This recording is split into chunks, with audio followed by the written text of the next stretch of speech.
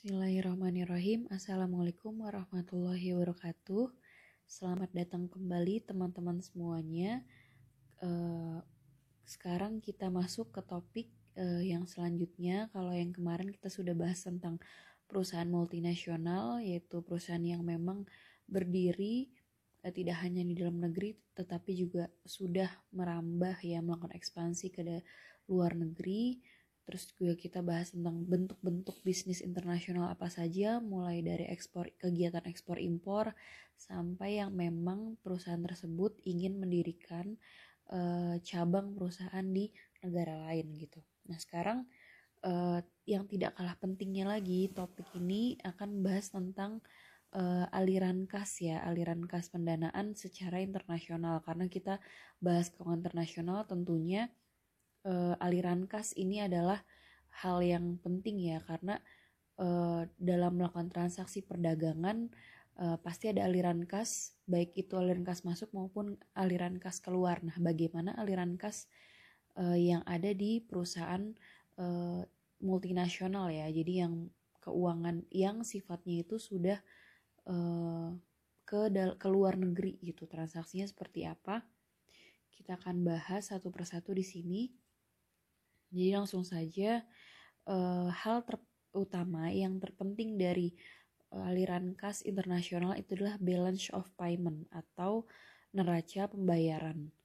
Nah, di sini pengertiannya adalah summary of transaction between domestic and foreign resident for a specific country over a specified period of time. Jadi ini sebenarnya kalau neraca pembayaran itu ringkasan dari sebuah transaksi antara pihak domestik dan pihak luar negeri untuk periode waktu tertentu. Jadi ini transaksinya sudah dari antar negara, dari yang dalam negeri untuk ke luar negeri. Nah, makanya di sini neraca pembayaran merepresentasikan transaksi secara internasional setiap periode, biasanya itu per kuartal atau per tahun dilaporkannya. Kemudian untuk balance of payment atau BOP di sini can be broken into two most component. Jadi terdiri dari dua komponen utama. Yang pertama itu current account dan yang kedua adalah capital account. Nah, kita akan bahas satu persatu. Jadi current account itu adalah summary of the flow of fund between one specified country and all other countries due to purchases of goods or service or the provision of income on financial asset. Jadi ini adalah ringkasan aliran kas antara satu negara dengan senegara lain yang memang mereka mendirikan perusahaan multinasional di sana dikarenakan adanya pembelian barang atau jasa gitu, atau suatu provisi dari pendapatan aset keuangan gitu. Jadi ini jutunya jadi dikarenakan adanya pembelian barang dan atau jasa gitu. Nah, kemudian terdapat the key komponen beberapa komponen dari current account. Yang pertama itu adalah payment for merchandise and service, atau di sini balance of trade, jadi neraca perdagangan. Ini adalah perbedaan, the difference between export and import, perbedaan antara ekspor dan impor. Jadi dalam kegiatan ekspor dan impor itu ada defisit sama surplus, jadi defisit versus surplus. Misalnya defisit ini berarti nilai dari merchandise dan service atau jasa yang diekspor misalnya oleh Amerika itu berarti kurang dari nilai dari merchandise dan service yang diimpor oleh United States atau oleh Amerika gitu. Jadi ekspornya itu lebih rendah daripada impornya, itu makanya defisit. Jadi kan kita bakal dapat lebih banyak pendapatan pendapatan devisa makin bertambah kalau kita banyak mengekspor. Tapi kalau kita banyak mengimpor itu malah semakin sedikit pendapatannya. Karena kalau mengekspor berarti kan akan ada aliran kas masuk ke negara gitu. Sedangkan kalau kita mengimpor berarti kan kita ngimpor nih membeli sesuatu dari luar. Nah, itu bakal banyak aliran kas keluar. Aliran kas keluar atau banyaknya kas yang dikeluarkan oleh negara untuk membeli suatu barang. Nah, sedangkan kebalikannya yaitu surplus, yang berarti nilai dari merchandise atau service yang diimpor itu lebih rendah daripada nilai merchandise atau service yang diekspor gitu. Jadi tadi kebalikan dari ini ya, dari defisit. Kalau surplus berarti kita untung karena banyak aliran kas masuk, kita banyak mengekspor daripada mengimpor. Jadi sebenarnya yang membuat di sini yang penting itu adalah aliran kasnya. Jadi tadi kan ada arus kas masuk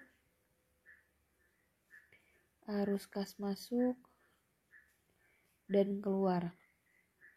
Kalau kita lebih banyak mengeluarkan kas gitu ya, jadi lebih banyak arus kas keluarnya, itu berarti kita defisit. Sedangkan kalau kita banyak menghasilkan atau banyak kas masuk ke negara, itu berarti kita surplus. Contoh sederhananya seperti itu. Nah, untuk yang kedua yaitu faktor income payment. Nah, di sini maksudnya adalah di sini ada income ya.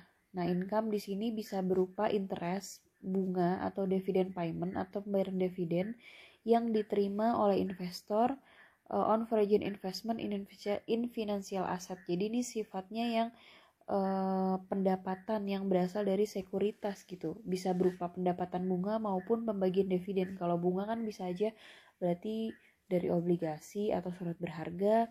Kalau dividen payment kan berarti dia membeli saham ya, saham pada investasi yang sifatnya itu luar negeri. Berarti kita berinvestasi di luar negeri. Itu faktor income payment. Kemudian kalau transfer payment ini misalnya ini merepresentasikan misalkan bantuan gitu ya, kayak aid, grant itu misalkan hibah atau hadiah ya dari satu negara ke negara lain. Jadi itu contoh dari transfer payment gitu. Nah, ini 3 komponen penting ya dari current account. Jadi kalau yang pertama tadi ini adalah kegiatan ekspor impor, apakah lebih besar ekspornya atau lebih besar impornya gitu kan. Kemudian kalau faktor income payment ini ngomongin masalah pendapatan yang diperoleh dari misalkan dari bunga maupun dividen yang diterima oleh investor ya, kalau dia berinvestasi di di luar negeri gitu ya, terhadap aset-aset keuangan berarti sekuritas. Sedangkan kalau yang ketiga transfer ini berupa yaitu bisa jadi bantuan atau hadiah atau hibah gitu ya, yang berasal dari negara lain, antara satu negara dengan negara lainnya seperti itu. Nah, selanjutnya yang kedua itu adalah capital account.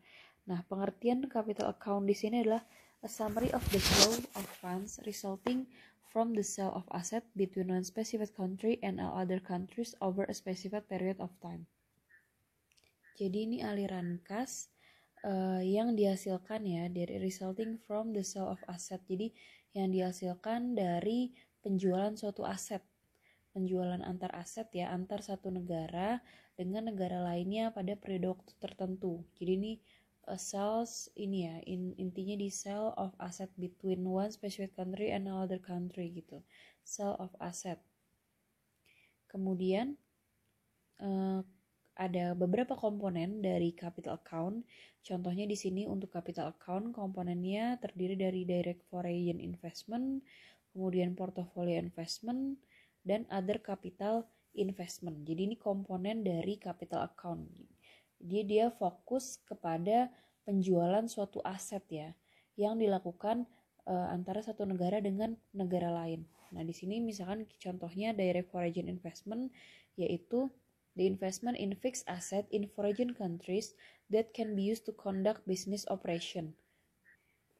Jadi ini merepresentasikan investasi pada aset tetap. Ini kan fixed asset, berarti aset-aset tetap yang ada di luar negeri yang dapat digunakan untuk melaksanakan suatu operasi bisnis atau aktivitas bisnis. Jadi kita investasi, suatu perusahaan itu investasi pada fixed asset.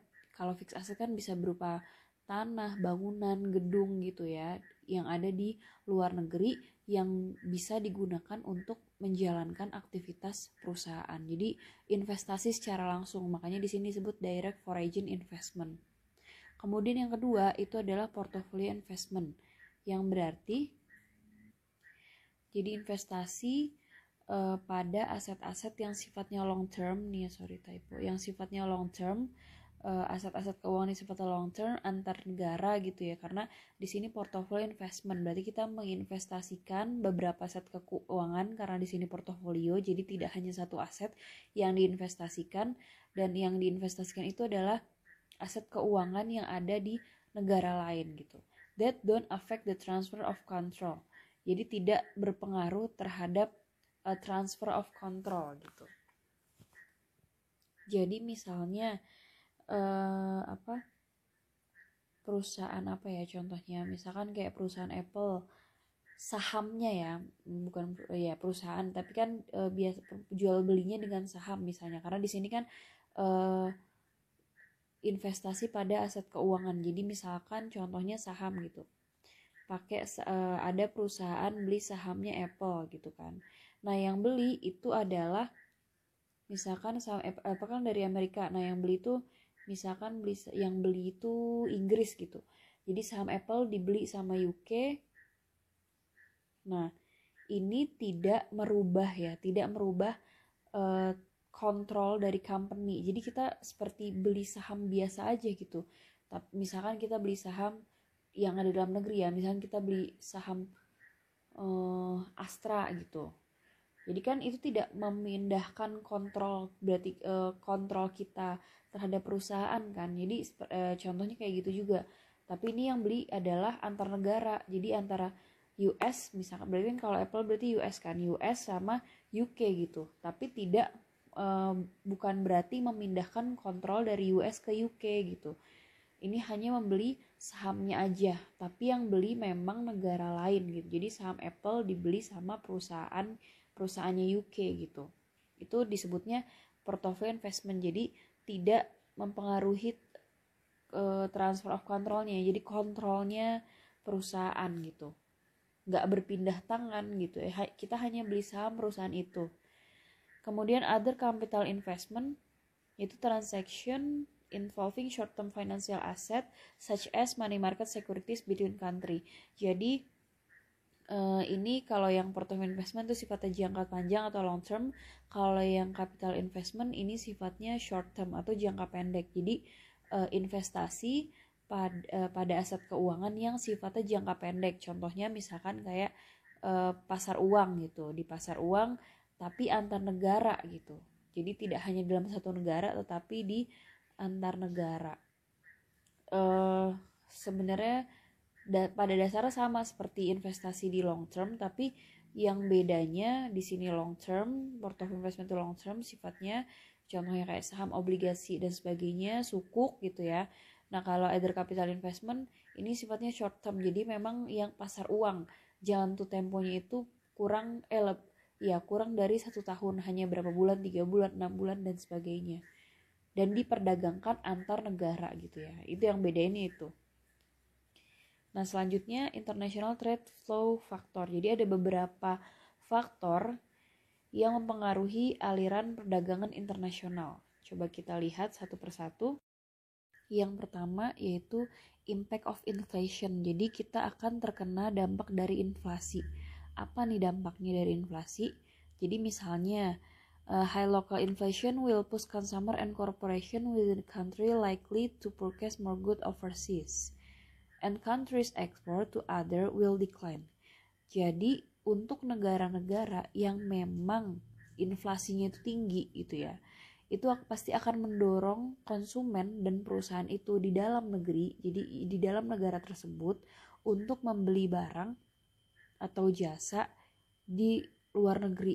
Jadi kalau inflasinya tinggi berarti kan barang-barang jadi lebih mahal gitu. Nah ini akan membuat konsumen dan perusahaan itu akan membeli barang yang lebih baik di luar negeri, karena beli barang di dalam negeri itu terlalu mahal gitu karena inflasinya tinggi. Nah, otomatis di sini juga country export to other will decline. Otomatis negara tersebut juga jika ingin mengekspor juga akan semakin menurun gitu, karena harganya mahal dan karena negara tersebut tergolong memiliki nilai inflasi atau tingkat inflasi yang cukup tinggi.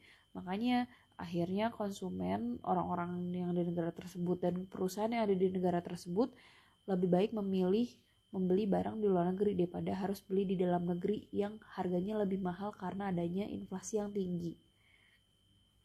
Nah, yang kedua itulah impact of national income. Jadi, dampak dari pendapatan nasional. If a country's income level increase by higher percentage than others, kemudian current account will decrease. Jadi, jika tingkat pendapatan suatu negara itu meningkat oleh higher percentage than other gitu. Jadi peningkatan pendapatannya itu melebihi negara-negara lainnya ya persentasenya. Jadi ini tingkat pendapatan negara tersebut meningkat, semakin meningkat tinggi gitu kan. Nah, karena kan will decrease. Jadi neraca berjalan itu akan semakin menurun. Karena misal nih kalau memang suatu negara itu tingkat pendapatannya tinggi ya, makin meningkat, otomatis daya beli konsumen itu jadi akan semakin konsumtif kan, karena dia punya banyak uang, karena pendapatan meningkat, otomatis barang-barang yang akan mereka konsumsi itu juga akan semakin bertambah gitu. Nah, belum lagi pendapatannya meningkat itu juga bisa memicu orang itu untuk beli barang-barang impor. Nah, makanya di sini akhirnya karena kan will decrease, neraca berjalannya itu akan semakin menurun karena impornya banyak, makin banyak orang yang makin kaya, akhirnya beli barang-barangnya juga barang-barang impor gitu kan. Nah, akhirnya otomatis ekspornya jadi berkurang gitu kan. Karena banyak orang membeli barang dari luar negeri secara impor gitu kan. Nah, ini juga berdampak pada impact on krisis on trade. Jadi ada krisis kredit nih, krisis kredit pada perdagangan juga gitu. Ya karena orang pendapatannya semakin meningkat, akhirnya banyak beli barang impor, kita nggak ada pemasukan sama sekali. Seperti yang tadi kita lihat kan, akan defisit negara itu karena banyaknya kas yang keluar daripada kas yang masuk ke dalam negara. Nah, selanjutnya impact of government policies. Di sini ada 3 ya, subsidies for exporters, restriction on import, and lack of restriction on pricing. Kalau untuk yang subsidies for exporters, jadi misalnya di sini pemerintahnya ya, pemerintah suatu negara nawarin subsidi nih. Pemerintah menawarkan subsidi kepada pihak eksporter ya, sehingga perusahaan tersebut akan memproduksi produk dengan menggunakan biaya yang rendah gitu. Jadi kan akhirnya ada lower cost. Jadi pelakunya eksporter ini ya, jadi si pelaku eksporter ini karena adanya subsidi dari pemerintah, akhirnya dia akan beli barang atau beli produk itu secara lower cost ya, dengan biaya yang rendah gitu daripada negara-negara lainnya. Nah, oleh karena itu permintaan akan ekspor gitu ya, karena di sini produknya lower cost, produk lower cost, produce at lower cost gitu ya. Jadi dia memproduksi barang dengan biaya yang rendah, otomatis kan nanti hasilnya yang dijual, misalkan dia menghasilkan produknya jadi lebih murah karena dia dapat subsidi, jadi dia bisa menekan biayanya ya untuk memproduksi suatu barang atau produk.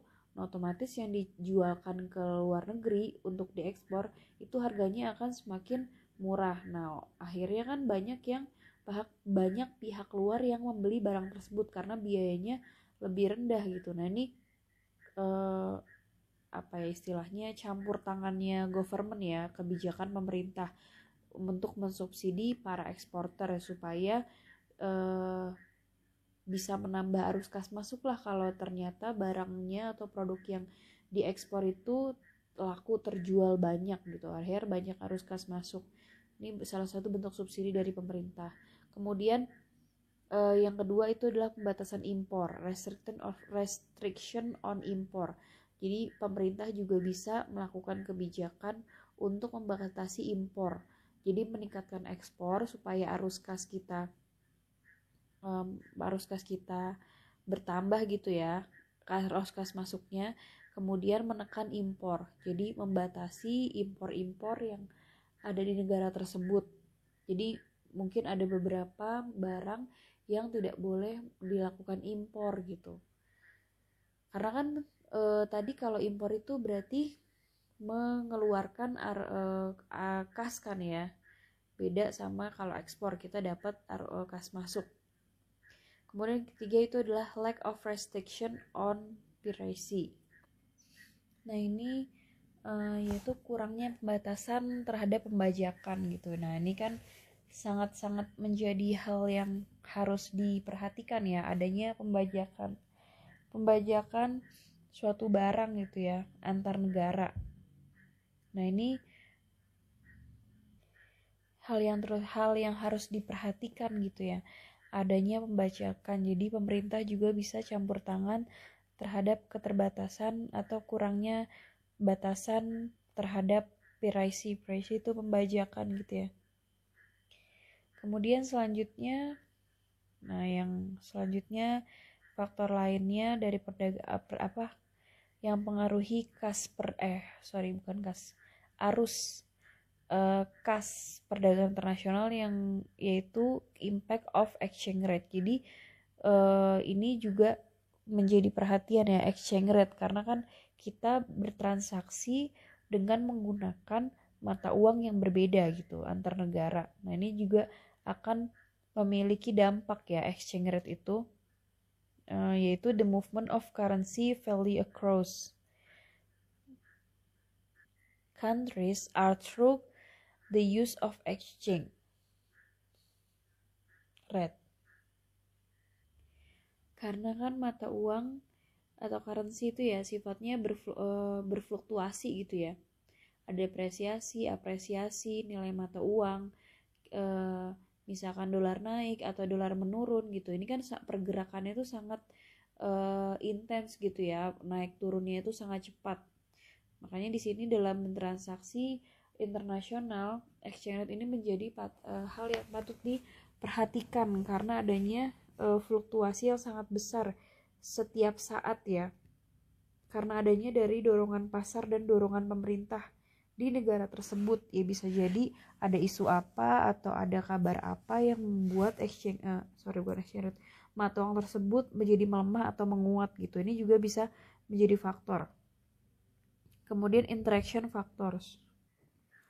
Ini juga bisa, yang terakhir itu interaction factor bisa menjadi faktor ya. Jadi interaksi antar faktor-faktor. Jadi misalkan exchange rate terhadap, misalkan kita buka lagi slide sebelumnya, terhadap inflasi atau terhadap national income. Jadi adanya interaksi antara satu faktor dengan faktor lainnya itu juga bisa menjadi faktor yang mempengaruhi aliran kas perdagangan internasional gitu. Jadi misalkan antara pendapatan nasional dengan inflasi atau antara government policies dengan national income gitu.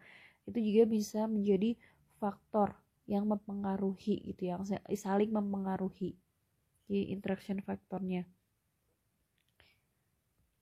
Selanjutnya di sini international capital flows. Kita akan bahas aliran modal ya. Tadi kan ada direct foreign investment di sini ya. Di sini DFI itu direct foreign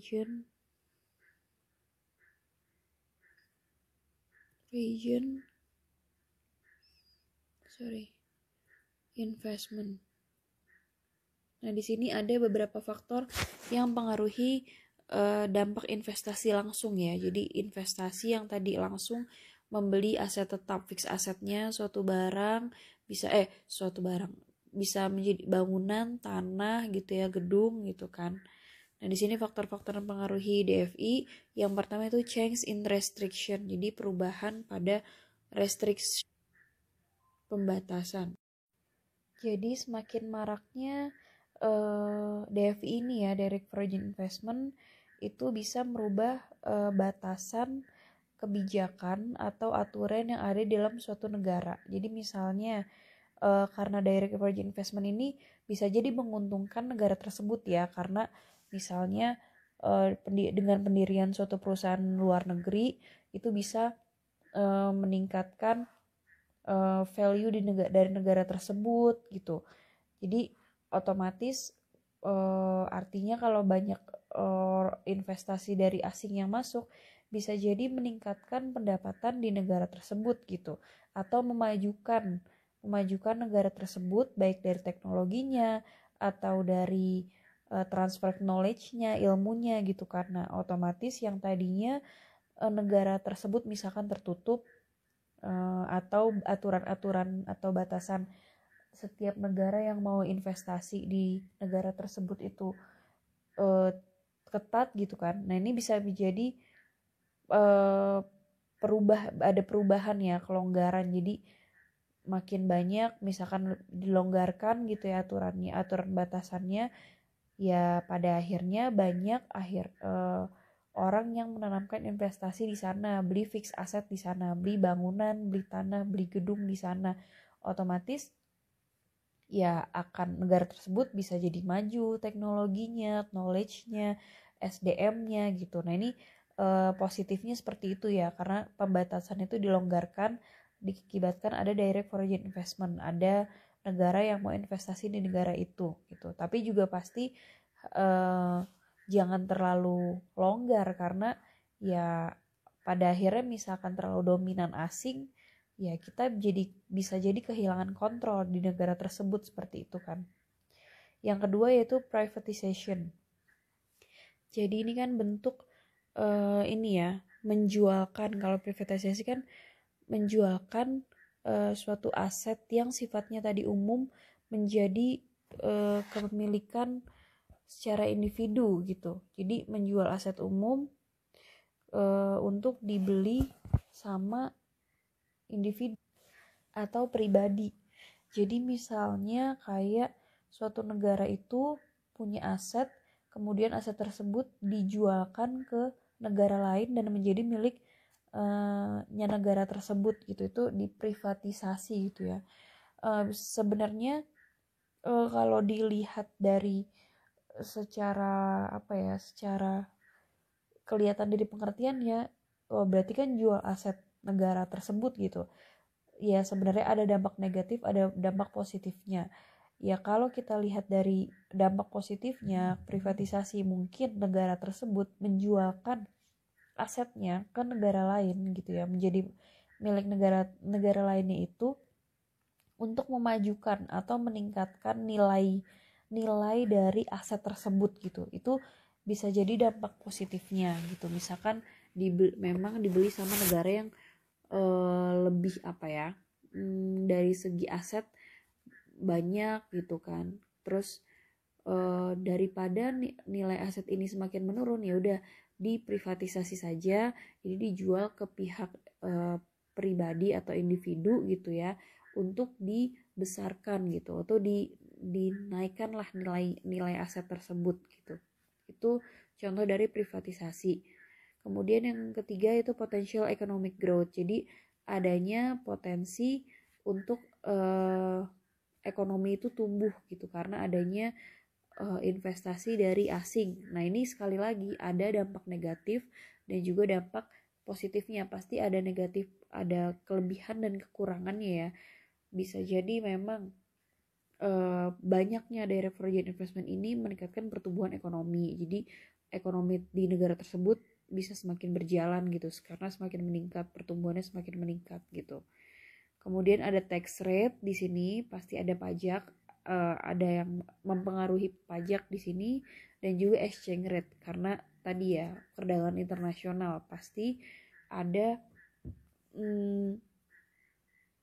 nilai tukar. Jadi berdampak sama nilai tukarnya baik satu negara dengan negara lainnya. Selanjutnya yang kedua yaitu faktor yang mengaruhi portofolio investment. Tadi Kalau portofolio investment berarti kan membeli aset keuangan negara lain gitu. Contohnya kayak tadi beli surat berharga atau beli sekuritas berupa saham gitu kan. Kita dapat bunga di sana atau dapat dividen di sana gitu kan. Nah, di sini faktor-faktor yang mempengaruhi yang pertama ada tax rate on interest or dividend. Jadi ada pemberlakuan pajak ya, dipotong pajak untuk pendapatan bunga dan pendapatan dividen. Nah, setiap negara itu kan pasti punya perlakuan atau aturan pajak yang berbeda-beda. Nah, di sini juga harus diperhatikan bagaimana misalkan dapat pendapatan bunga dari investasi sukuk, virgin sukuk gitu kan, sukuk luar negeri gitu. Nah, di sini apakah ada pajaknya atau pajaknya seperti apa bentuknya, berapa persentase pajaknya, atau misalkan kita investasi di saham asing gitu kan. Ketika bagian dividen bagaimana perlakuan pajaknya di negara tersebut gitu. Kemudian ada interest rate. Nah, di sini apalagi yang sifatnya itu aset keuangan jangka pendek ya, pasar uang atau surat berharga gitu, money market.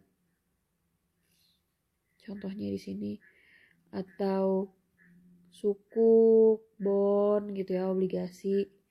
Nah, ini kan pasti sangat berapa ya?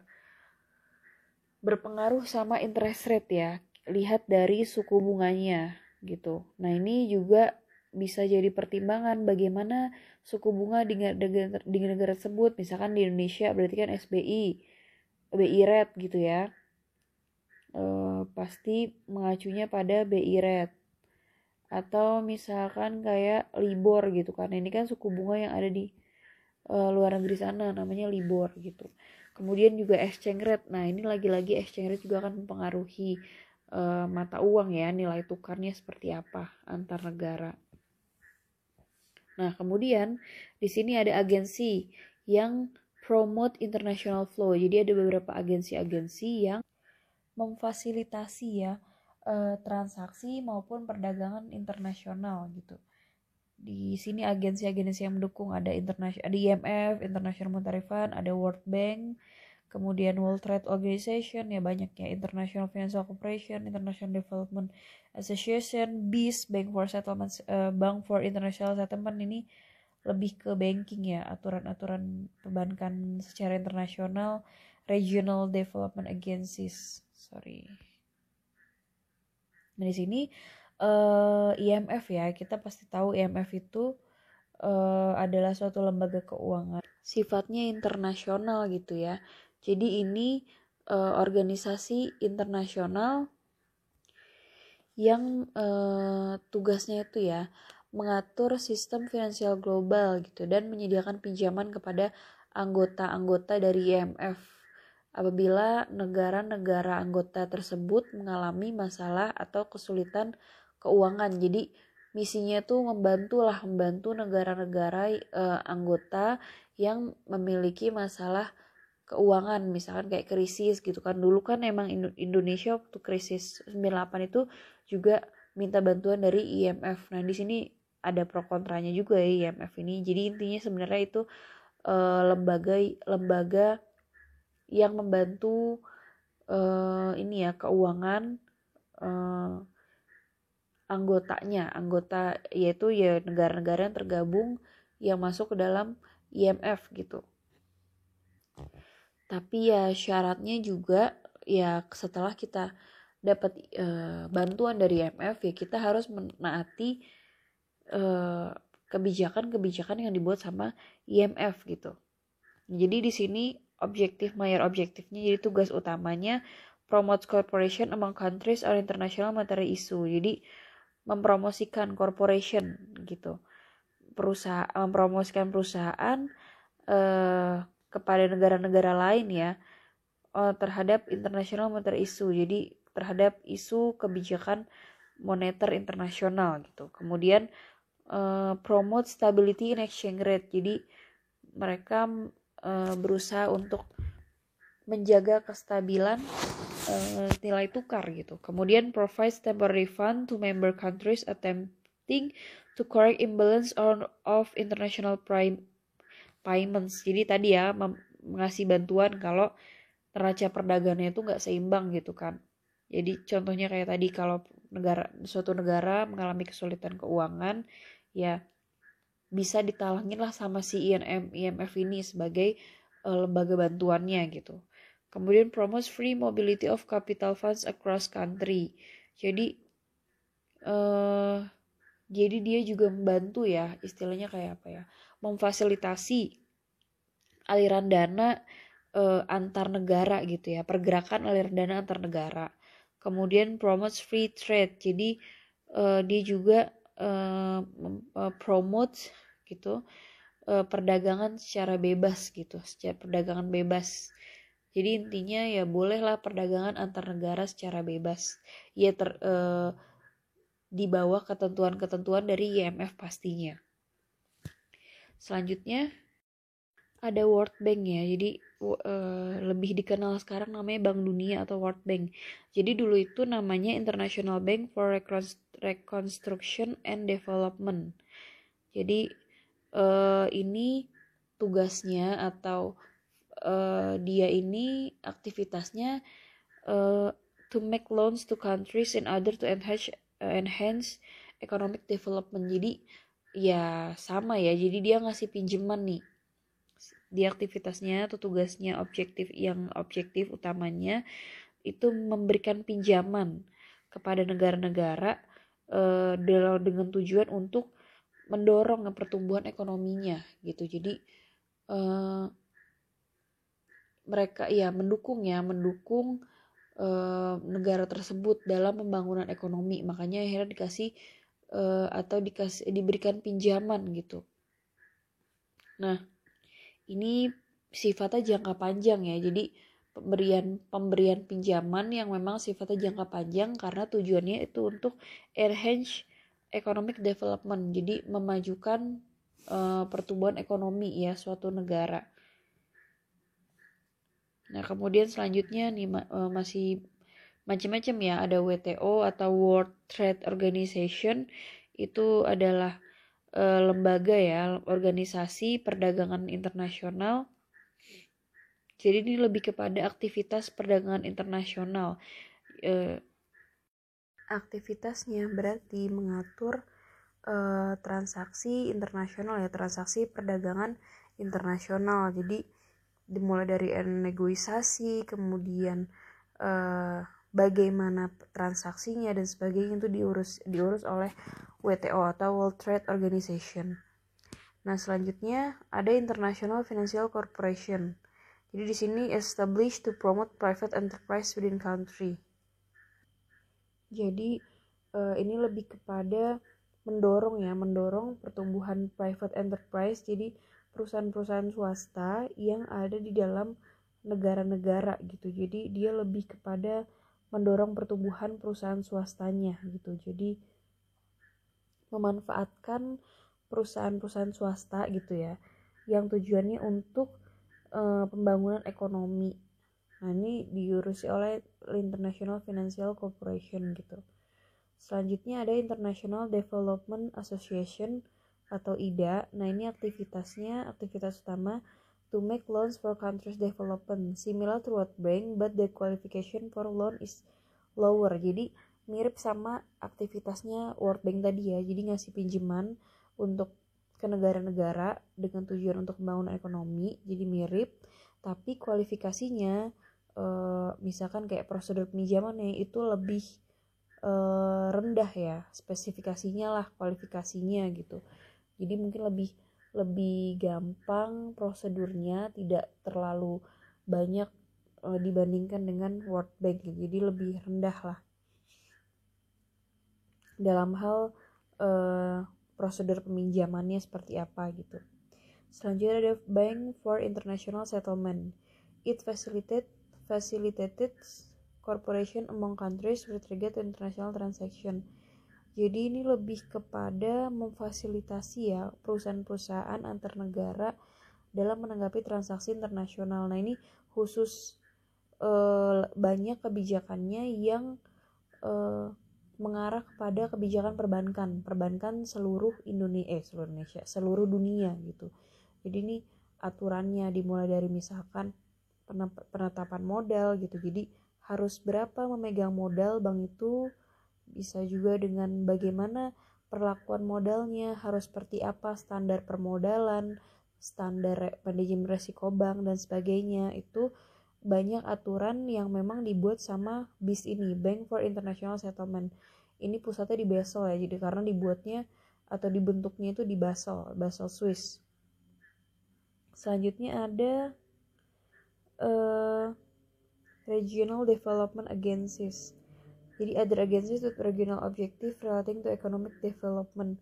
Jadi agensi-agensi lain gitu ya, yang lebih regional, yang berhubungan dengan pembangunan ekonomi. Jadi ya lembaga-lembaga memang yang sifatnya internasional, yang memang tujuannya untuk memfasilitasi pembangunan setiap negara gitu, macam-macam lah dan sebagainya. Jadi inilah beberapa lembaga yang memang concern ya, terutama pada perdagangan dan bisnis internasional. Kita akan menemukan lembaga-lembaga seperti ini dan juga lembaga-lembaga kayak tadi pemberi pinjaman gitu, yang memang tujuannya itu untuk memajukan atau mendorong pertumbuhan ekonomi di suatu negara. Oke, mungkin itu saja topik yang tentang international flow of funds. Sekian, wassalamualaikum warahmatullahi wabarakatuh.